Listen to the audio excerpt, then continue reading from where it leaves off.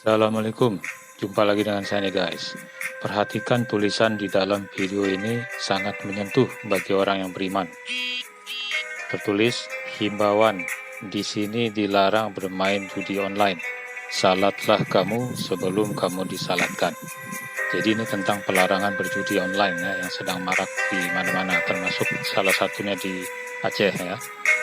Sebagaimana larangan berjudi di dalam Al-Quran surat Al-Maidah ayat 90 yang berbunyi, Ya ayyuhallazina amanu innamal khamru wal maisiru wal ansabu wal azlamu rizqun min amalisi syaiton fastanibuhu la'allakum tuflihun.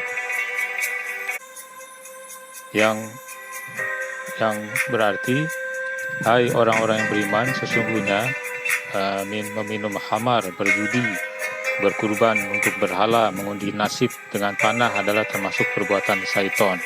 Maka jauhilah perbuatan-perbuatan itu agar kamu mendapat keberuntungan.